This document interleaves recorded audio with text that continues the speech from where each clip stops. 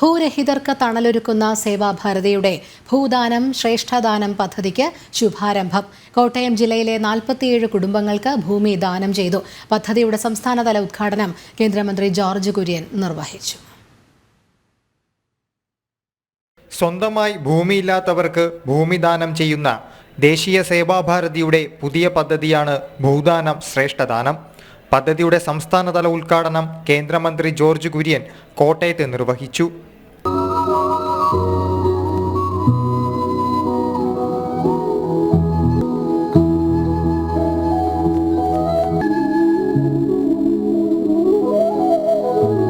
ഈ ആശയത്തിലെ മനസ്സിൽ പിടിച്ചുകൊണ്ട് അതിനുവേണ്ടി പ്രവർത്തിക്കുന്നയാളാണ്.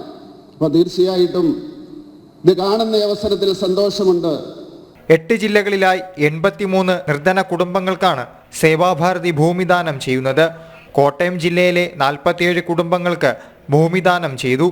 രജിസ്ട്രേഷൻ പൂർത്തിയാക്കിയ ആധാരങ്ങൾ വിശിഷ്ടാതിഥികൾ അർഹർക്ക് കൈമാറി.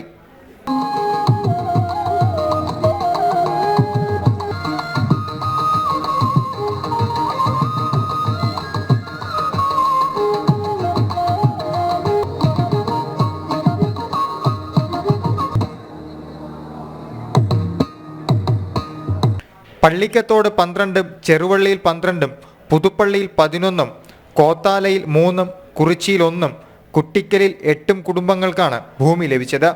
ഭൂമി ലഭിച്ചവർ സന്തോഷം പങ്കുവച്ചു. എന്ത്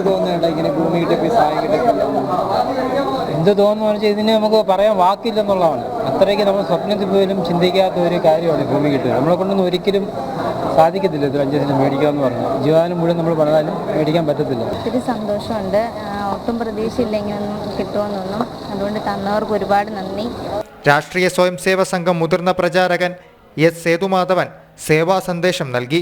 നമ്മുടെ നാട്ടിൽ കഷ്ടപ്പെടുന്നവരും വിഷമിക്കുന്നവരായിട്ടുള്ള ഒട്ടനവധി ആൾക്കാരുണ്ട്.